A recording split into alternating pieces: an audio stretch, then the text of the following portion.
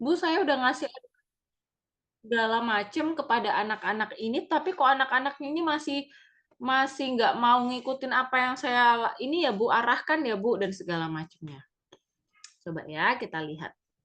Nah, kalau menurut Skinner, perilaku itu adalah sebuah respon. Respon organisme atau seseorang terhadap rangsangan dari luar subjek.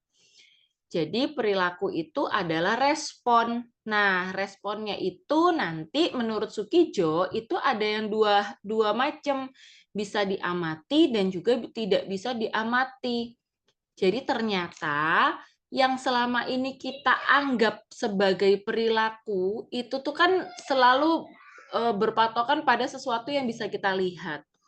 Yang ternyata bentuk perilaku itu ada dua, yaitu perilaku terbuka dan perilaku tertutup. Jadi ini mengacu pada yang disampaikan Sukijo tadi ya, Pak Sukijo. Nah, kalau yang tertutup itu tentu saja adalah perilaku yang tidak tampak dari luar. Contohnya seperti pengetahuan, kesadaran, motivasi, persepsi, sikap, keinginan bertindak itu adalah contoh dari perilaku tertutup. Jadi kalau ditanya apakah pengetahuan masuk dalam bagian perilaku, jawabannya adalah iya. Pengetahuan adalah bagian dari perilaku. Dia masuk kategori yang mana? Dia masuk dalam kategori perilaku tertutup. Karena untuk mengetahui tingkat pengetahuan seseorang, kita tidak bisa mengamatinya secara langsung. Nggak bisa nih, misalnya ketika kita ngobrol sama orang, eh, kita langsung bisa nebak gitu, kayak kamu tuh udah tahu sampai tahapan ini deh tentang bahaya merokok misalnya. Itu nggak bisa. Untuk mengukur perilaku tertutup, kita membutuhkan alat bantu. Yang biasanya kalau kalau bentuknya itu kuantitatif, kita mau ambil data kuantitatif, kita bisa pakai kuesioner. Kalau kita butuh penjelasan dalam bentuk kualitatif, maka kita bisa pakai panduan wawancara seperti itu. Jadi diukurnya tuh cara mengukurnya pun berbeda. Sedangkan kalau perilaku terbuka, ini adalah perilaku yang sering kita lihat pada orang lain yang bisa atau yang bisa diamati oleh kita. Nah, tapi sayangnya itu kan tidak selalu perilaku terbuka itu sejalan gitu loh dengan perilaku tertutupnya dia. Ya kayak tadi, dia tahu bahaya merokok, dia tahu akibat-akibat dari rokok, dia punya apa genetik karena penyakit degeneratif dan segala macamnya, tapi dia tetap merokok. Bukan berarti ketika seseorang memilih merokok, dia pasti tidak tahu tentang bahaya rokok, itu belum tentu gitu loh. Jadi itu kenapa kita ketika mau memberikan sebuah intervensi kesehatan, kita perlu yang namanya melakukan assessment di awal. Karena untuk mengetahui sebetulnya perilaku terbuka yang ditampilkan oleh seseorang itu karena apa? Perilaku tertutupnya bagaimana? Gitu loh. Sehingga ketika kita nanti mau menyusun sebuah edukasinya, itu bahannya tepat sasaran sesuai dengan kebutuhannya mereka. Ini kalau tidak salah sempat saya singgung sekilas minggu lalu berkaitan dengan pembentukan perilaku. Jadi untuk kita membentuk sebuah perilaku baru, itu caranya ada 3 macam. Misalnya kita ingin melakukan ingin membuat sekelompok masyarakat berperilaku A gitu ya. Itu perilaku baru untuk mereka misalnya. Cara yang kita bisa pakai ada 3 macam.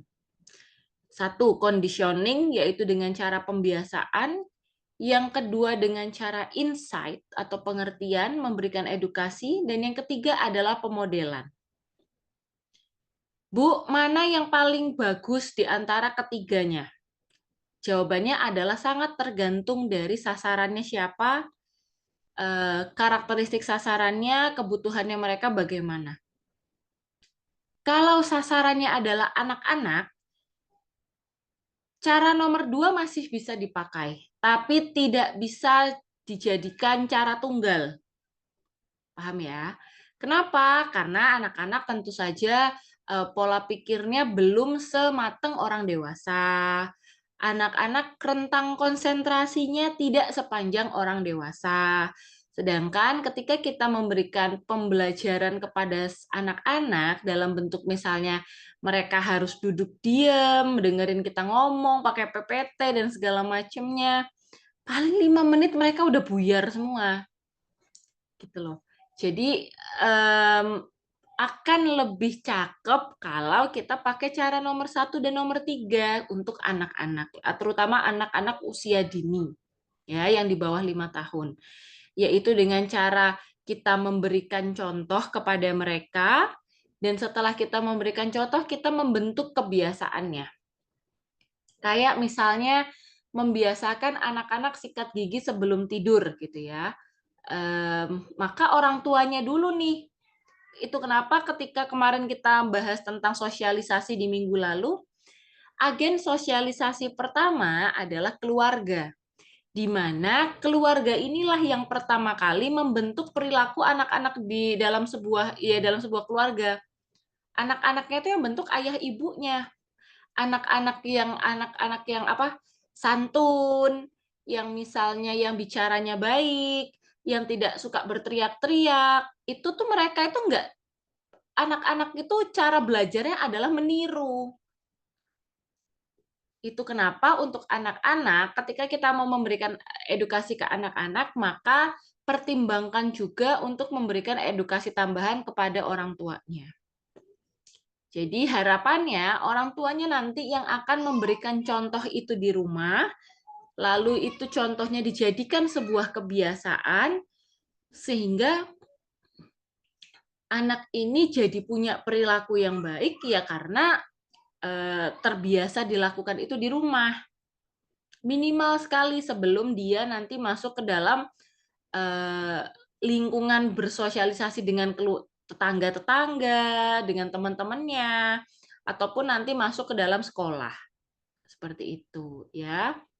Jadi kalau model itu yang nomor 3 ini biasanya, bukan biasanya, maksudnya ini diambil dari teorinya Bandura, teori belajar sosial, social learning kalau bahasa Inggrisnya.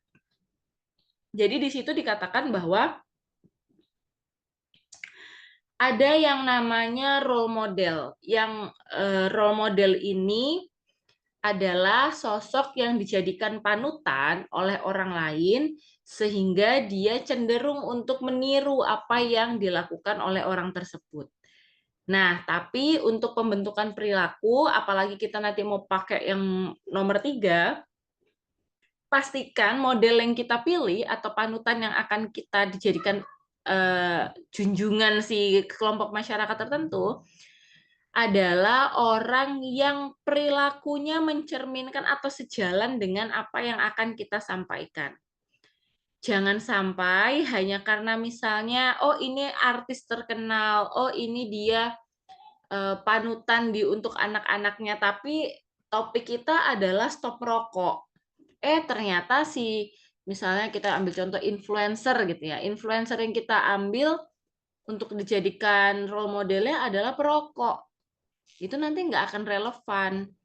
Karena ketika seseorang itu sudah tidak percaya dengan orang yang tadi di awalnya itu dianggap baik, terus ternyata perilakunya berbeda, itu kekecewaannya akan membentuk apa ya, resistensi gitu untuk dia berperilaku hal yang sama ketika kita menawarkan orang lain.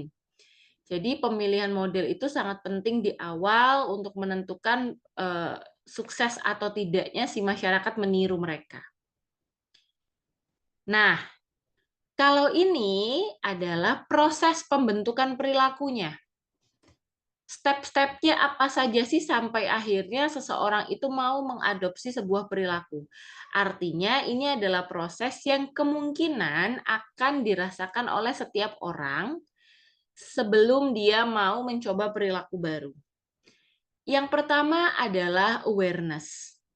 Awareness ini ada di fase ketika seseorang mendapatkan banyak stimulus tertentu.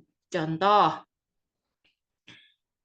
yang biasanya suka mager di rumah, scrolling-scrolling Instagram, TikTok gitu ya, ngelihat feed-nya, kok kayaknya banyak ya yang lagi lari gitu.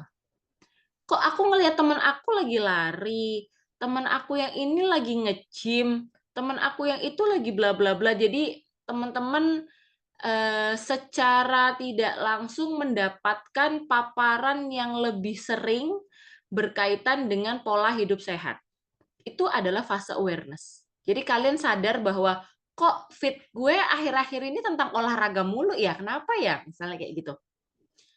Itu adalah awareness, itu fase awal. Sebelum orang akan tertarik untuk mencoba masuk dalam sebuah perilaku, maka dia harus sadar dulu akan adanya perilaku baru. Oke. Yang kedua, kalau dia sudah aware, kayak tadi tuh, kok kayaknya banyak banget David yang lagi lari gitu ya. Baru yang kedua, kok outfitnya lucu-lucu ya, ini orang lari gitu. Kok badannya bagus banget ya, ini yang habis nge-gym.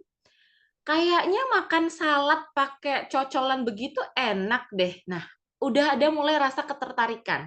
Itu artinya kita udah masuk dalam fase yang kedua, interest. Jadi karena keseringan kita mendapatkan stimulus tertentu, apalagi menurut kita itu seleranya sama kayak kita, apalagi stimulusnya itu nggak cuma dari satu sumber, tapi dari banyak, misalnya kita lihat dari medsos, kita ngelihat teman kos kita misalnya, mungkin pacar kita misalnya, barulah kita masuk ke dalam tahapan interest. Coba gitu. Belum coba, cuma yang baru yang kayaknya seru deh, kayak gitu-gitu. Kayaknya kalau apa namanya, ini outfitnya cocok deh sama aku gitu. Itu fase yang kedua. Fase ketiga adalah tahapan di mana seseorang itu mulai menimbang-nimbang. Kalau aku pakai outfit itu buat lari, bagus nggak ya? Gitu. Kalau aku olahraga di hari Minggu pagi, sempet nggak ya? Kayaknya kalau aku makan salad, aku bakal kenyang deh untuk beberapa jam. Apa aku coba ngejus aja? Nah, itu tahapan evaluasi. Di sini orang sudah mulai kayak, aku mau coba nggak ya? Kayak gitu-gitu loh. Tapi di sini dia mempertimbangkan kira-kira manfaatnya buat dia apa, tantangan buat dia apa, kira-kira hambatannya apa.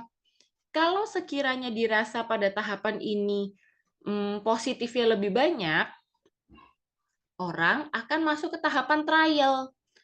Coba lari hari Minggu lari, berangkat lari. Minggu depannya lagi coba lagi lari.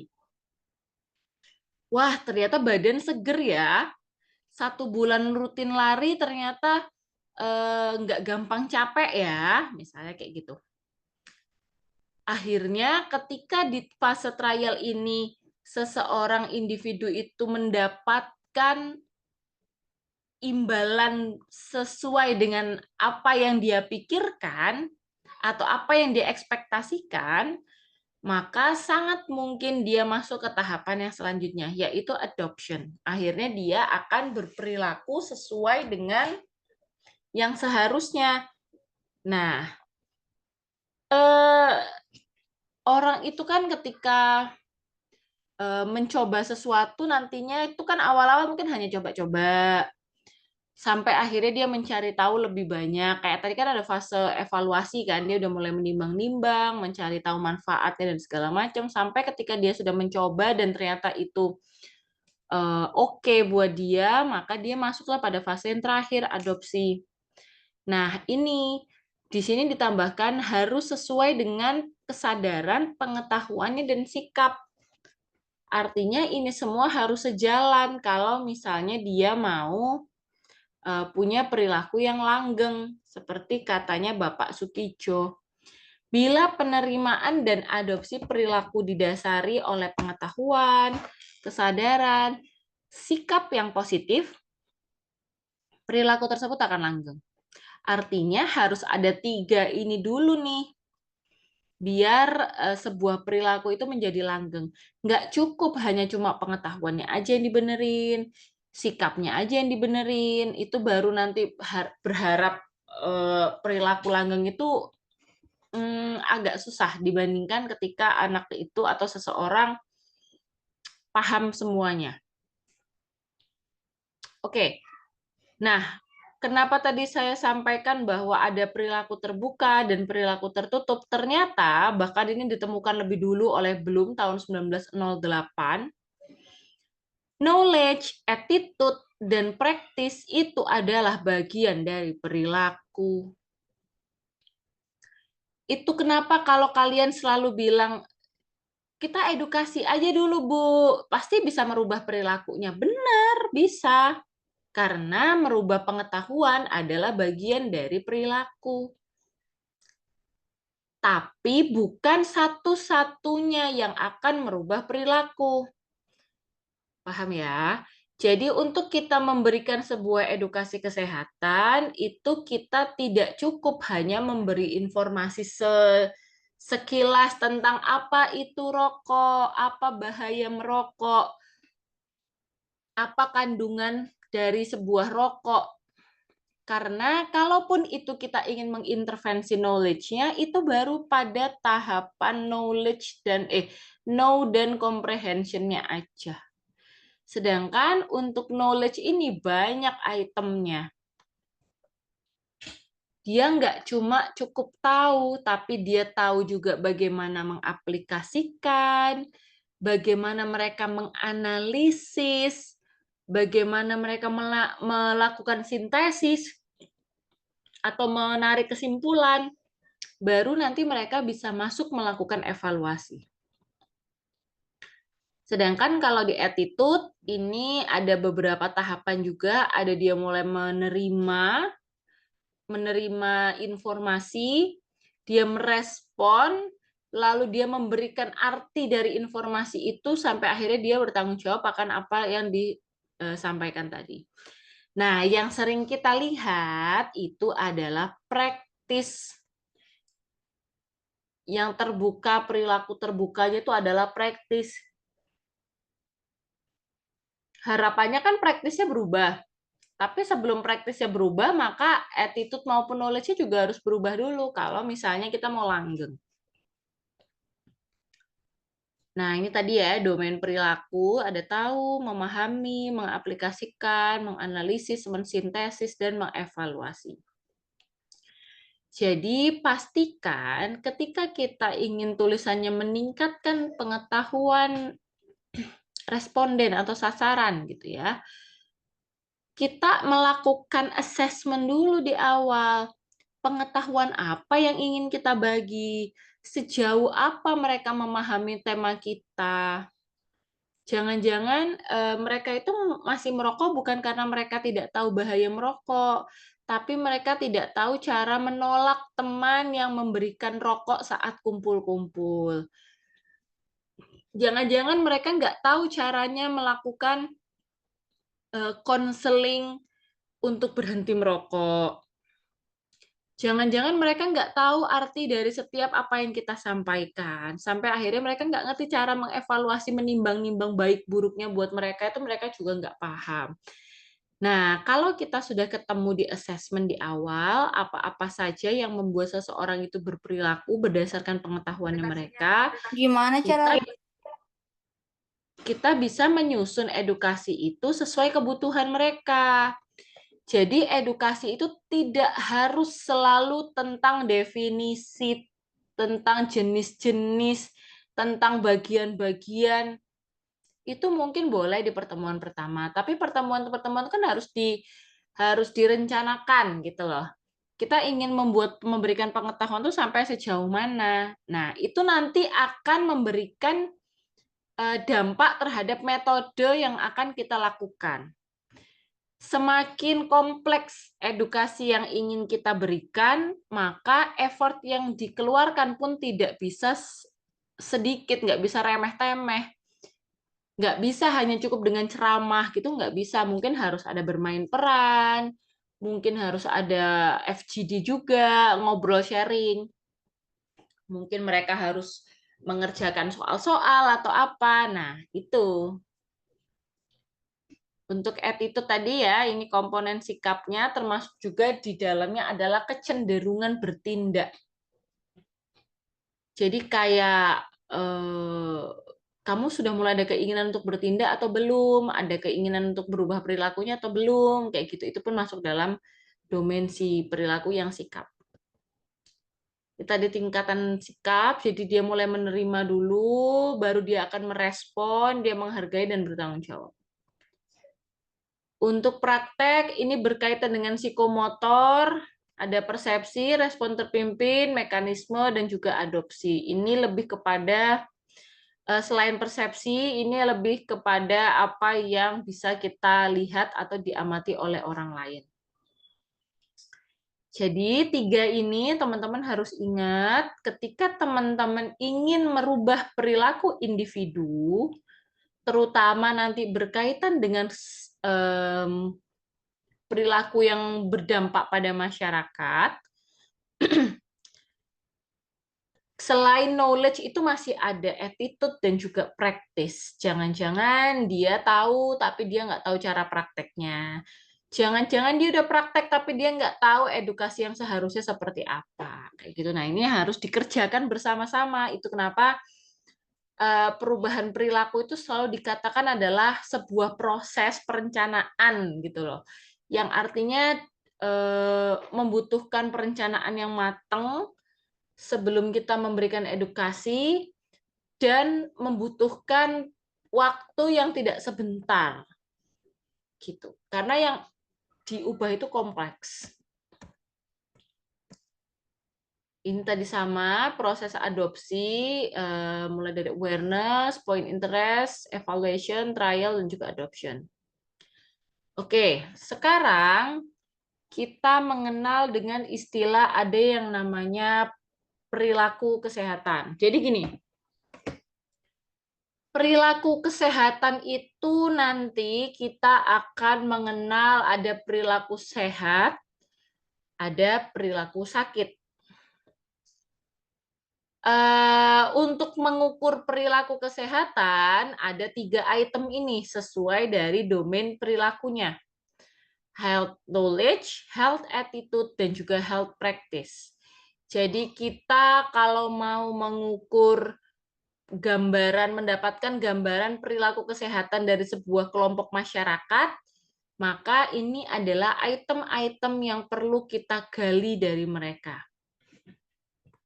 Bagaimana pengetahuannya mereka tentang kesehatan, tentang apa itu sakit, tentang apa itu penyakit, bagaimana penularan yang mereka bisa tahu dari sebuah penyakit, kenapa mereka bisa sakit seperti itu, dan segala macamnya. Yang kedua, bagaimana cara mereka itu merawat kesehatannya, bagaimana cara mereka membuat agar tubuh mereka tetap sehat. Dan yang ketiga adalah bagaimana atau apa yang mereka tahu tentang korelasi antara lingkungan dengan perilaku. Misalnya, kenapa kok kalau tinggal di tempat sampah yang lingkungannya itu terbuka, kita jadi gampang diare. Nah, itu kita ada pada komponen health knowledge-nya. Sama untuk indikator-indikator lainnya. Kita juga harus tanya berkaitan dengan sakit dan penyakit, pemeliharaan hidup sehat, termasuk di kesehatan lingkungannya. Nah, kalau ngomongin perubahan perilaku, perubahan perilaku itu bisa sesuatu yang sifatnya terjadi dengan sendirinya, yang biasanya ini juga butuh waktu yang lama sekali, yang nanti ini akan ada kaitannya dengan topik kita minggu lalu, karena ada sosialisasi dengan orang lain, adanya mungkin kita melakukan migrasi dan kawan-kawannya, itu sangat mungkin terjadi perubahan alamiah. Tapi ada juga perubahan yang memang sengaja direncanakan. Jadi misalnya ini kayak kita yang awalnya jadi kaum mageran, jadi kaum yang hobi lari, kayak gitu. Itu kan bertahap. Coba minggu ini Saya mulai olahraga kecil dulu di rumah, bangun tidur nggak langsung tidur dulu. Eh, Coba deh nanti sebelum tidur saya menyiapkan perintilan untuk lari dulu, jadi ketika bangun tuh udah semangat. Itu adalah sesuatu yang direncanakan. Nah, biasanya ketika kita melihat sebuah perilaku yang direncanakan untuk diubah, cenderung akan langgeng karena biasanya perubahan yang terencana itu dia sudah melewati fase-fase tadi. Sehingga dia sudah menimbang-nimbang manfaatnya apa, kesulitannya apa, dan segala macamnya. Dan setiap orang itu memiliki fase yang berbeda-beda dalam berubah. Si A, si B, si C itu mungkin yang satunya udah pada tahapan interest, yang satunya udah pada tahapan trial. Nah, itu ketika kita memberikan intervensi kepada kelompok masyarakat yang berbeda-beda, kesiapannya berbeda-beda, strateginya pun harus dibedakan. Isi materinya pun harus dibedakan.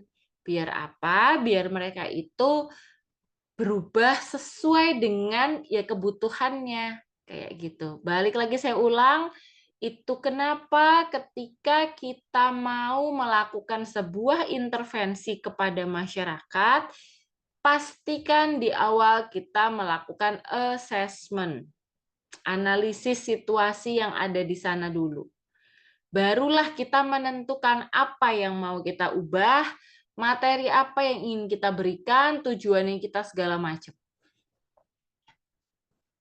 Ini ada contoh perilaku kesehatan menurut Glantz and Maddox, tapi insya Allah akan bahas lagi minggu depan. Nah, ini yang tadi sempat sekilas saya sampaikan. Berkaitan dengan jenis perilaku kesehatan. Ada perilaku sakit dan juga ada perilaku sehat. Kalau perilaku sehat adalah perilaku yang biasanya kita lakukan untuk menjaga kesehatan.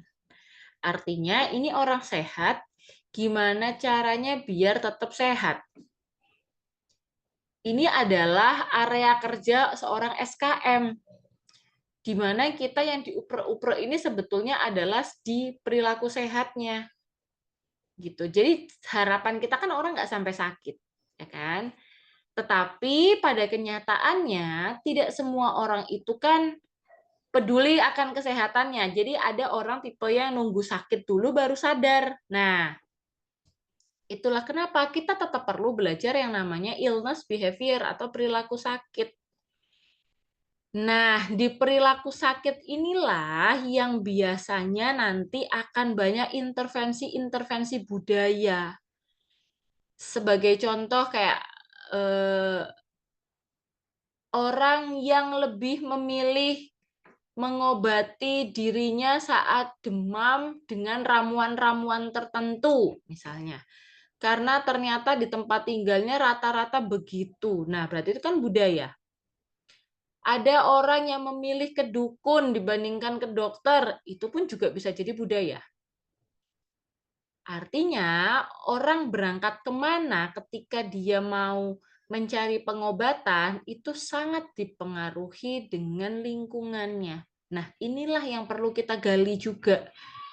Sehingga ketika kita sudah paham dengan perilaku sakit seseorang atau dari sekelompok masyarakat, kita bisa mikir lagi nih, apa ya yang harus saya berikan kepada mereka agar pola pikir mereka itu kalau mau dibilang sesuai sama kita, ya iya juga sih, karena kan kita punya harapan apa, harapannya orang akan ngikutin kita kan. Atau minimal mereka jadi berperilaku lebih sehat aja. Itu yang perlu kita pelajari. Oke, dikit kan materinya. Monggo, ada yang mau ditanyakan dulu terkait topik kita?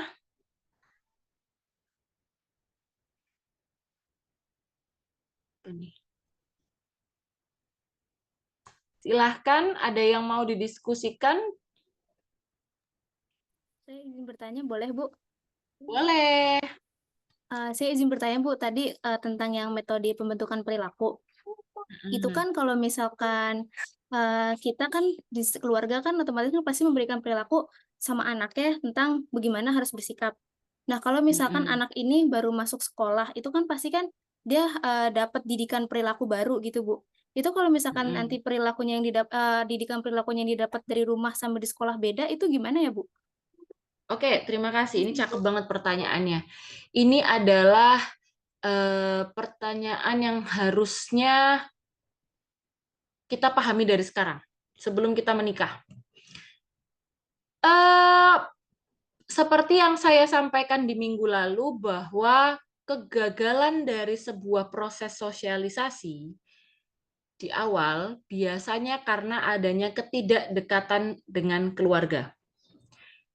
Karena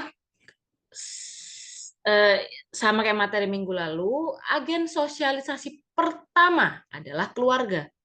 Sehingga kedekatan dengan keluarga itu adalah sebuah sesuatu yang bisa dijadikan ini mutlak nih. Karena kalau misalnya dari awal ini anak udah nggak kuat nilai-nilainya, value-value-nya, mau dikasih apa aja di luar itu jadi gampang goyah.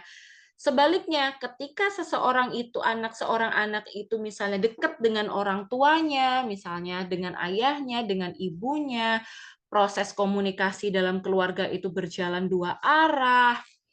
Ketika si anak ini menghadapi lingkungan lain, ketika minimal dia ketemu sama temennya aja, dari pilihan kita kan gini, kita tidak bisa mengontrol orang lain, kita hanya bisa mengontrol keluarga terdekat kita. Jadi kalau misalnya kita jadi orang tua, maka yang bisa kita kontrol adalah anak kita, bukan anak orang, kan begitu kan? Kita nggak bisa nih ngontrol omongan anak orang tuh seperti apa. Sedangkan anak kita tetap butuh sosialisasi. Nah, kalau proses komunikasi antar anak dan orang tua ini baik, ketika si anak itu keluar, terus dia mendapatkan kosakata-kosakata baru yang mungkin itu tidak pernah diajarkan, anak ini kan bisa bertanya sama orang tuanya, ini maksudnya apa sih, Bu? Ini maksudnya apa sih ya? Nah, itu bisa dijadikan komunikasi. Harapannya orang tua memberikan pemahaman lebih.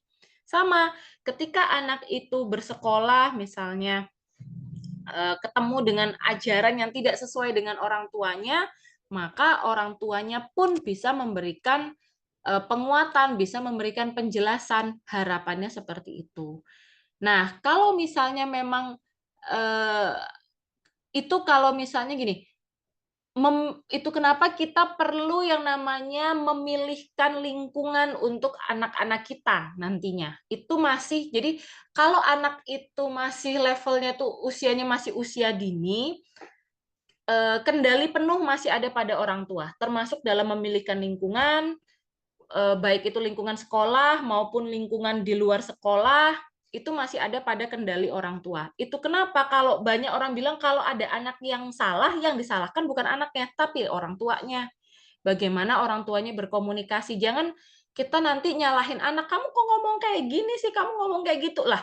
Orang tuanya bagaimana ngajarinnya gitu loh. Jadi karena kan balik lagi anak-anak ini belum mateng. Bahkan anak-anak itu kan eh, dikatakan bisa berpikir secara logis kan di atas 18 tahun. Otaknya bisa sempurna di atas 18 tahun. Di bawah itu, apalagi usia nanti usia remaja, itu kan lagi parah-parahnya tuh. Apalagi semuanya maunya sama teman, maunya sama kumpul sama gengnya. Nah, kalau anak ini tidak dekat dengan orang tuanya, maka sangat mudah untuk terpengaruh dengan lingkungan luarnya karena dia merasa tidak mendapatkan apa yang dia butuhkan di dalam keluarga, maka anak akan cenderung mencari di luar dan mengikuti apa kata orang lain. Gitu, Mbak Tri. Terjawab nggak ya? Terjawab, Ibu. Berarti sebenarnya balik lagi aja sih, Bu, ya, gimana cara orang tuanya ngajarin dan di sekolahnya mungkin kita cara pengertiannya mungkin ngomong ke gurunya juga sih, Bu. Gitu. Betul, betul. Kalau Terima kasih ya, Bu. ada, iya sama-sama. Memang kalau kita memiliki kemampuan finansial yang lebih, kemampuan ya pokoknya kemampuan kita untuk memilihkan sekolah akan lebih baik gitu loh. Karena balik lagi, apalagi usia SD itu kan 6 tahun. Kita berharap anak kita dididik oleh orang yang baik, guru yang baik, mendapatkan lingkungan yang baik. Walaupun kita tidak bisa balik lagi, kita tidak bisa mengontrol keseluruhan, tapi minimal di awal kita yang punya kuasa untuk memilihkan anak ini mau kita sekolahkan di mana, lingkungan yang mana. Walaupun ya balik lagi tidak bisa kita kontrol, tetap aja pasti ada di sekolah semahal apapun kasus bullying itu pasti ada, ya kan? Kita mau ketemu di mana aja kasus bullying itu pasti ada. Cuma kita kan perlu membekali anak-anak kita nantinya bagaimana cara dia menghadapi bullying, bagaimana dia merespon teman-temannya.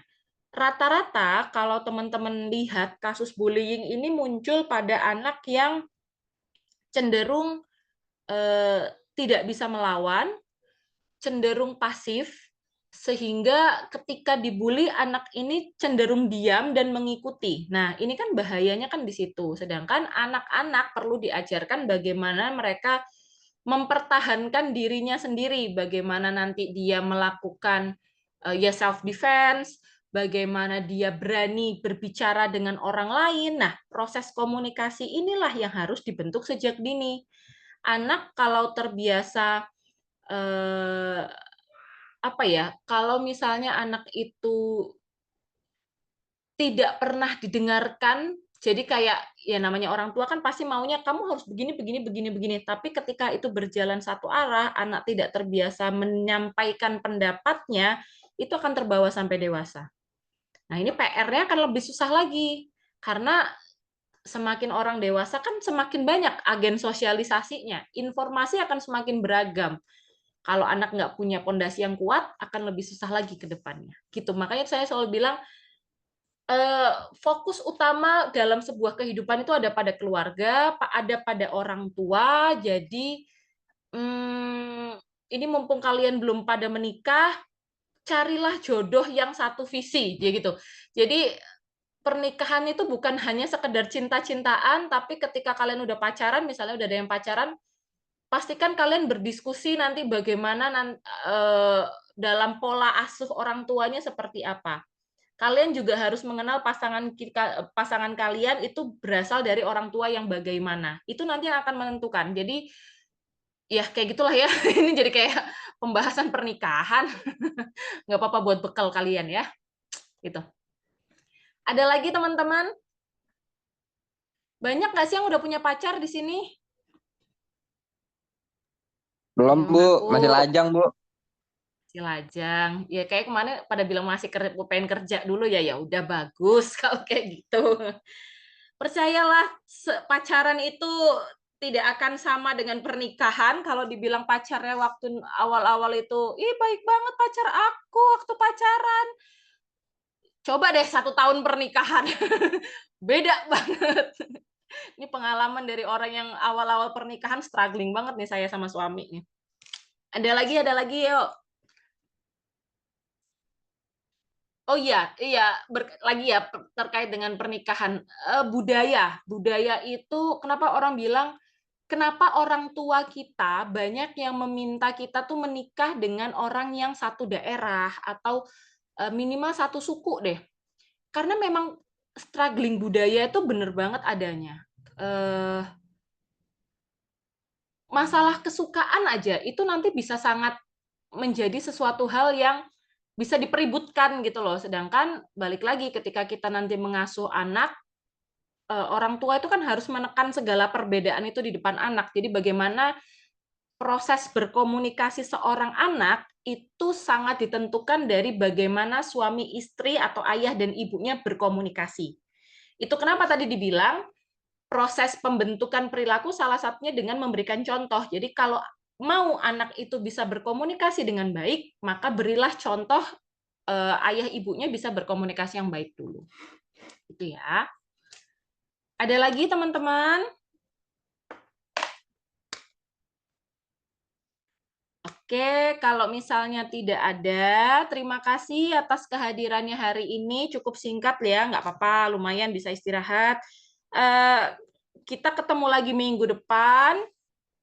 Semoga nanti minggu depan diskusinya jadi lebih banyak lagi. Kayaknya sih ya topiknya ya itu tadi sih tentang perilaku sehat sakit, tentang teori perubahan perilaku juga. Jadi ketika kita tahu tentang teori perubahan perilaku, perubahan perilaku, kita jadi punya gambaran apa sih yang bisa kita lakukan untuk merubah perilaku seseorang dilihat dari konstruksi teori itu. Oh, variabel ini yang perlu kita intervensi. Oh, variabel ini yang perlu kita intervensi. Jadi pun sama ketika teman-teman melihat sebuah perilaku yang belum bisa berubah, kalian bisa melihat dari sudut pandang yang lebih banyak. Oh, dia belum berubah perilakunya tidak cuma karena pengetahuan, tapi mungkin dari lingkungannya. Oh, dari lingkungannya mungkin karena memang pola asuh keluarganya begini, begini, begini. Nah, itu nanti akan lebih kompleks sehingga teman-teman dan kita semua jadi tidak mudah untuk menghakimi perilaku orang lain. Seperti itu.